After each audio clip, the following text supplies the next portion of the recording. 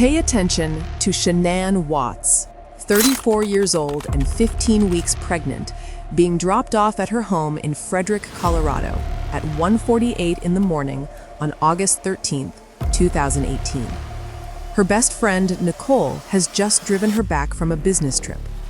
Shanann's two daughters, Bella, age 4, and Celeste, age 3, are asleep inside. Her husband, Christopher, is waiting for her.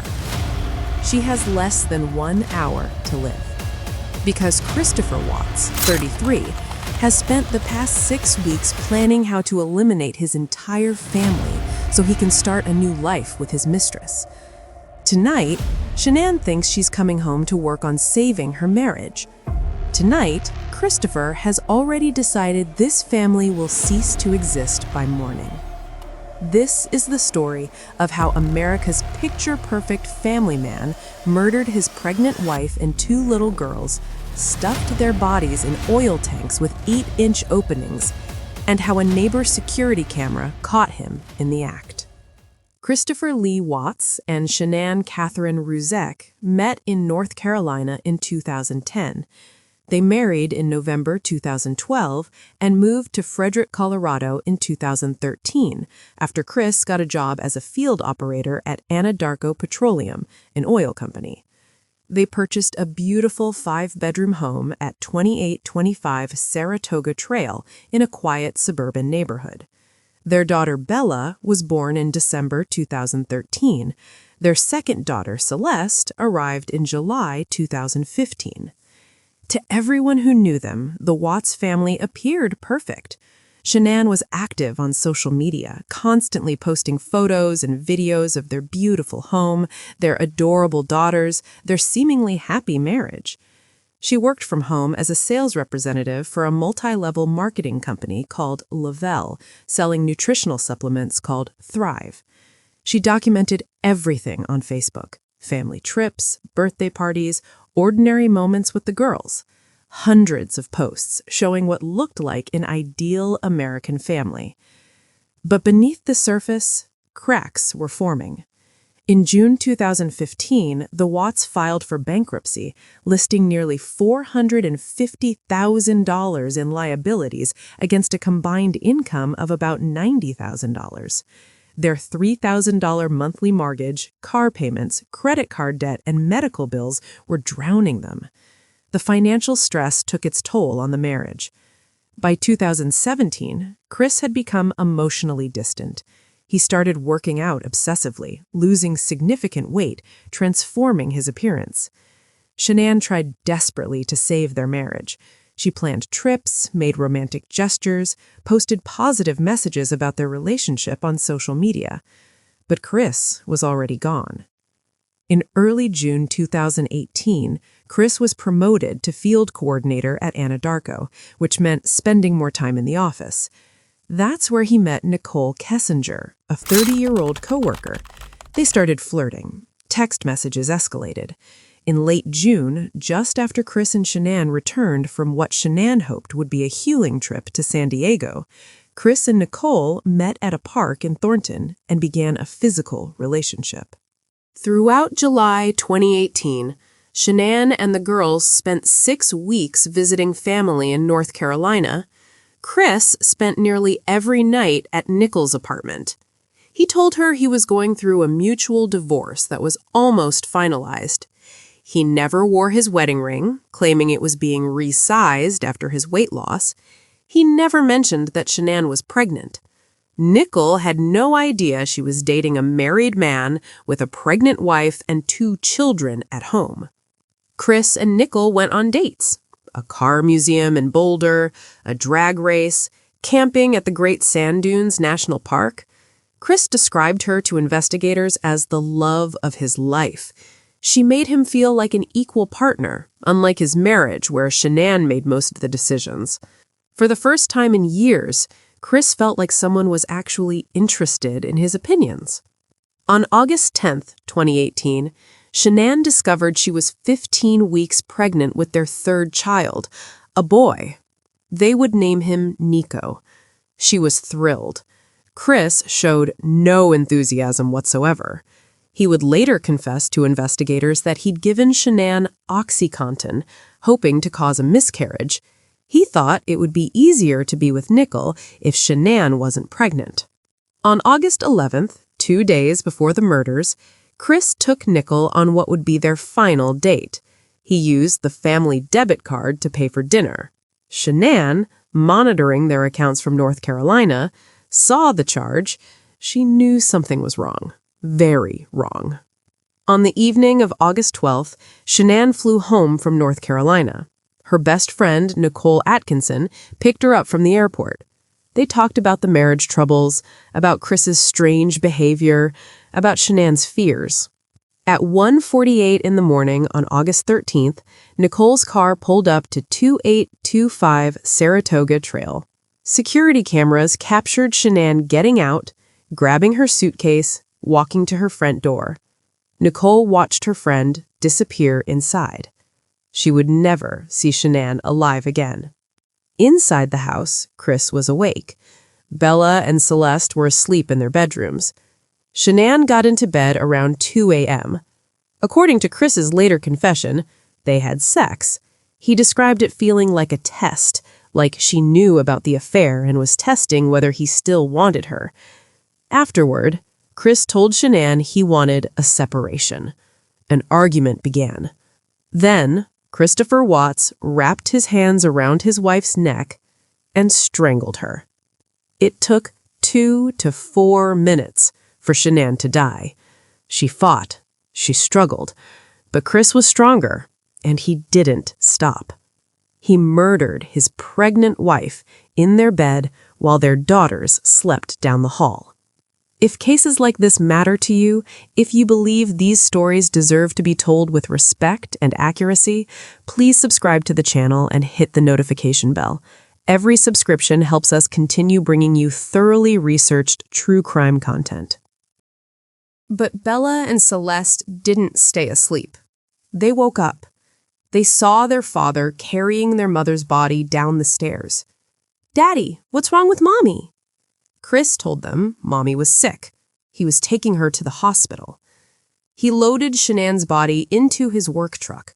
Then he put both girls, alive and confused, into the back seat of that same truck, right next to their dead mother.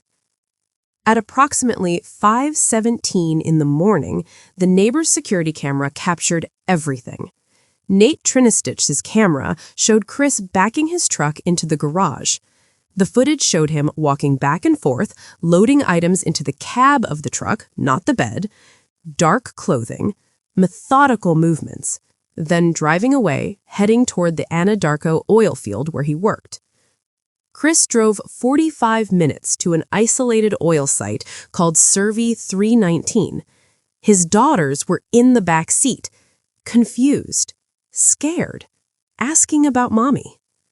When they arrived at the oil field, Chris parked the truck, he grabbed a blanket, he went to the back seat where 3-year-old Celeste sat, and he smothered her to death with that blanket, while her older sister Bella watched. Bella knew what was happening.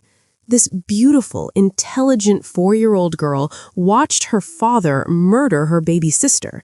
Then she looked at him and asked a question that would haunt investigators forever. "Is Daddy going to do to me what he did to Cece?" Chris Watts answered his daughter's question by placing that same blanket over her face and smothering her to death. Bella fought back. She bit her tongue. She bit her cheeks. She struggled for her life, but her father was too strong, and he didn't stop until she was dead. Then Chris got to work disposing of the evidence. He dug a shallow grave and buried Shanann's body, covering her with dirt. He found 2 oil tanks on the site, each with an 8-inch diameter opening at the top. Bella weighed 38 pounds. Celeste was smaller. Chris forced his daughters' bodies through those 8-inch openings, one after the other. Their arms and legs scraped against the metal as he pushed them through. The bodies fell into the crude oil below. Oil filled their throats, their stomachs, their lungs. When he was finished, Christopher Watts returned to his truck, drove back to Frederick, and went to work. He worked his entire shift that day within feet of where his daughter's bodies floated in crude oil. He texted his mistress. He acted normal. He showed no emotion, no stress, no guilt. At noon, Shanann's best friend, Nicole Atkinson, started trying to reach her. Text messages, phone calls, no response. This was completely unlike Shanann, who always responded immediately. Shanann had also missed a scheduled OB/GYN appointment for her pregnancy.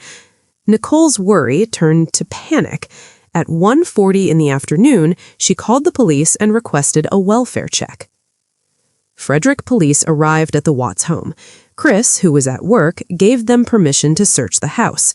They found the family dog unharmed inside. Shanann's purse was there with her keys and medication. Her phone was wedged between the couch cushions. Her car sat in the garage with the girl's car seats still inside. Her wedding ring lay on the bedside table. Everything was in its place, except Shanann, Bella, and Celeste. The neighbor, Nate Trinistich, told police he had security camera footage from that morning. Officers went to review it with Chris present. Police body cameras recorded this crucial moment. The surveillance showed Chris backing his truck up to the garage at 5:17 a.m., loading items and driving away. As Chris watched this footage with police, he started nervously explaining himself.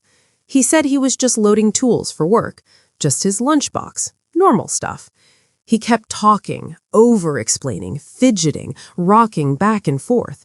He wasn't watching the screen intently like an innocent person looking for clues. He was watching the officers' reactions. After Chris left the room, Nate told the police something important. He's not acting right. He keeps explaining himself over and over. He doesn't look worried. That evening, Chris did something that revealed his true nature. He gave interviews to multiple Denver TV stations. Standing outside his house, he pleaded for his family's return. Shanann, Bella, Celeste, if you're out there, just come back. If somebody has her, please bring her back. I need to see everybody again. This house is not complete without anybody here. Please bring them back. He delivered these lines with an eerily flat affect. No tears, no genuine emotion, just words. Investigators watching the interviews saw a man performing grief, not feeling it. The next day, August 14th, the Colorado Bureau of Investigation issued an endangered missing alert. The FBI joined the case. Chris was asked to take a polygraph test. He failed. Completely and utterly failed. When confronted with the results, his story started to change. Late on August 14th, in an interrogation room with his father, Ronnie, present, Chris finally confessed. But even his confession was a lie. He admitted to killing Shanann, but claimed she had killed the girls. He said he saw her strangling Celeste on the baby monitor and went into a rage. He said that's why he killed her. Investigators didn't believe a word of it. The story made no sense. The timeline didn't work. But it was enough to arrest him. On August 15th, 2018, Christopher Watts was charged with 3 counts of first-degree murder, 2 counts of murdering a child under 12, 1 count of unlawful termination of pregnancy, and 3 counts of tampering with deceased human bodies. That same day, investigators went to the Survey 319 oil site.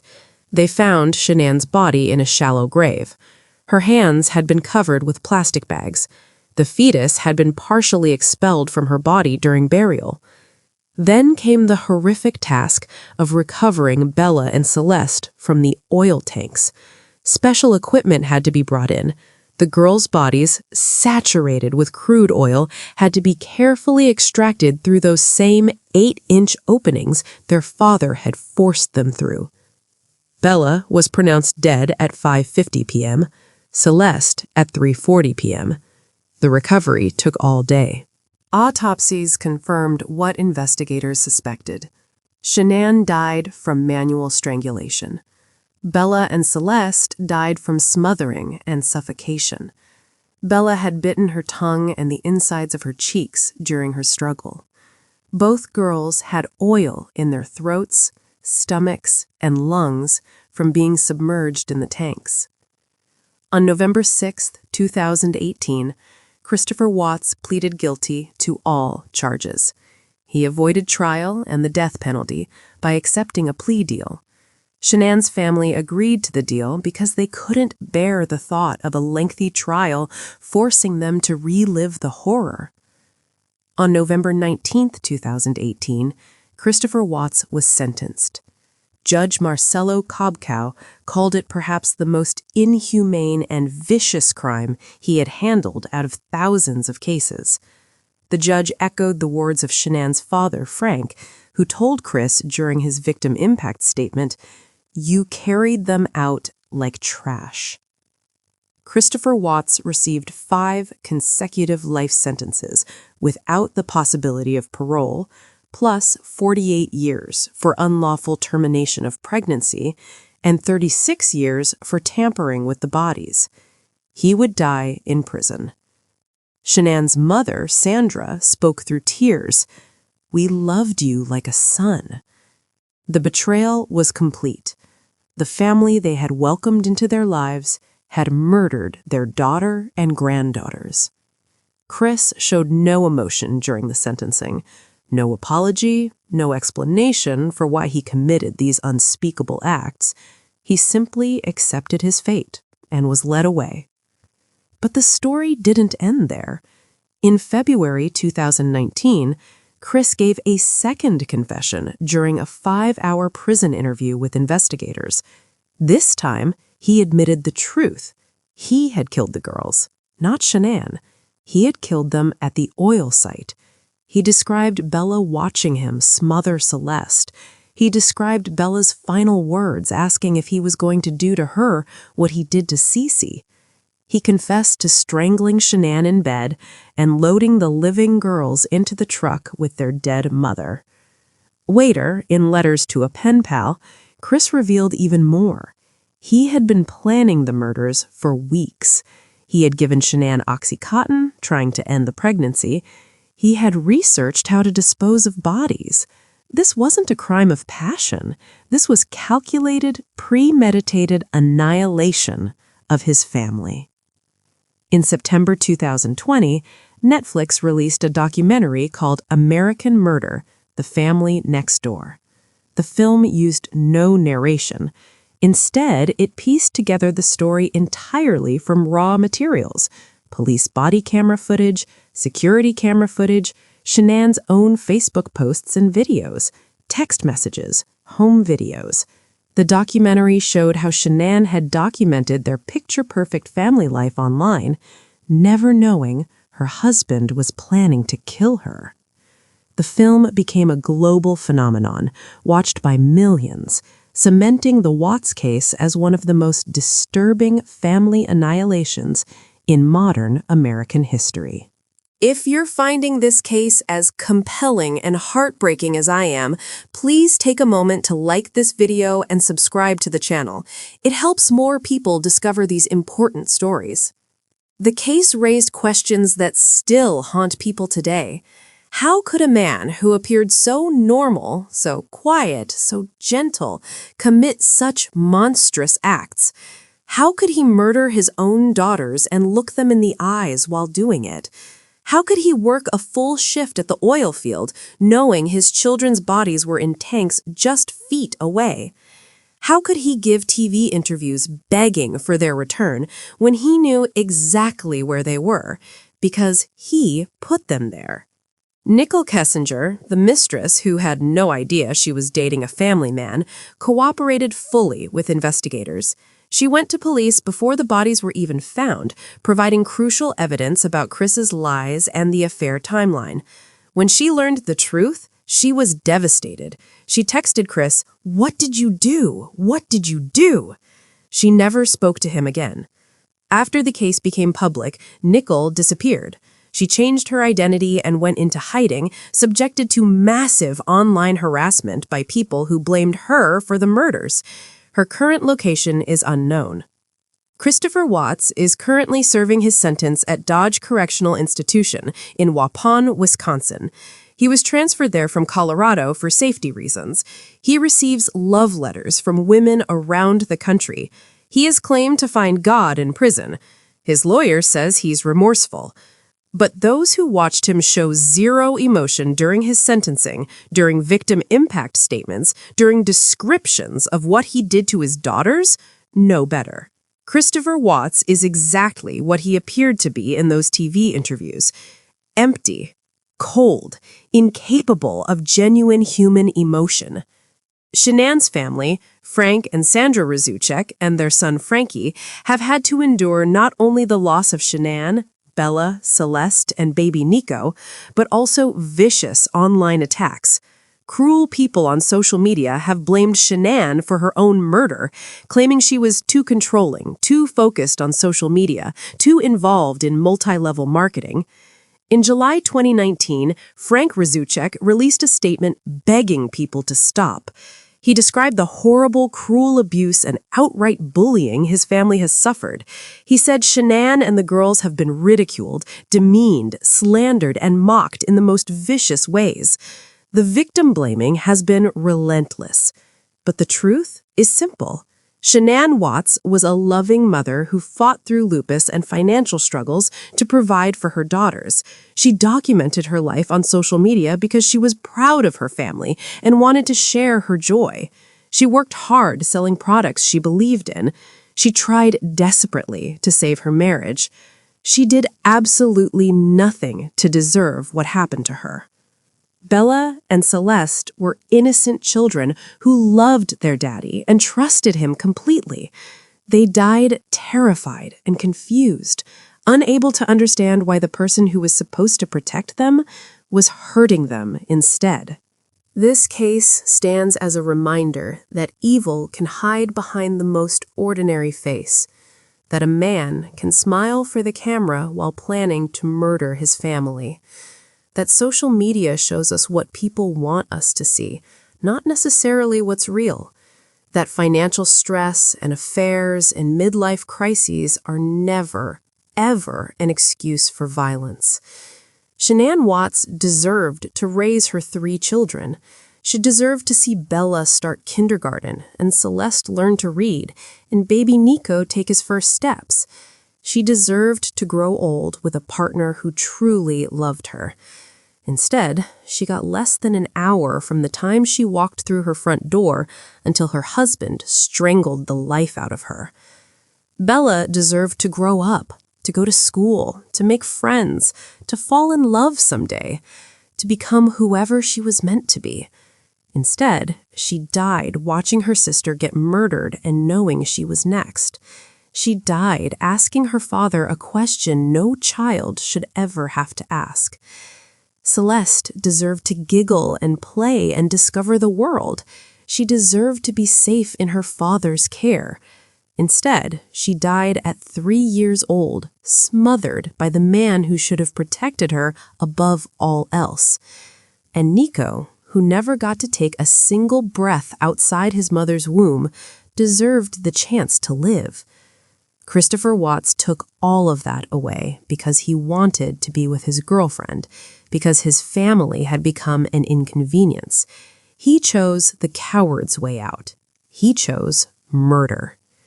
Today, every time you see a picture-perfect family on social media, remember the Watts family. Remember that you never truly know what's happening behind closed doors. Remember that Shanann posted beautiful photos and loving captions about her family right up until the day her husband killed her. The surveillance footage of Shanann walking into her house at 1:48 a.m. on August 13, 2018, shows a woman coming home from a business trip, tired but hopeful. She thought she was going to work on her marriage. She thought she was coming home to her family. She had no idea she was walking into her own murder. And that's the image that stays with everyone who studies this case. A woman, pregnant and unsuspecting, walking to her death. Christopher Watts will spend the rest of his life in prison, exactly where he belongs. He will never know freedom again. He will never hold his children again. He will never start that new life he wanted so badly. He gave up everything to be with Nicole Kessinger for a few more weeks, and in return, he got 5 life sentences and the hatred of millions of people who will never forget what he did. This is the story of Shanann, Bella, Celeste, and Nico Watts. Not just victims, a mother, 2 little girls, and an unborn baby boy who deserved so much more than they got. May they rest in peace, and may we never forget them. Cases like Shanann's remind us why this work matters. If you want to see more thoroughly researched true crime content that honors victims rather than exploiting them, please subscribe and turn on notifications.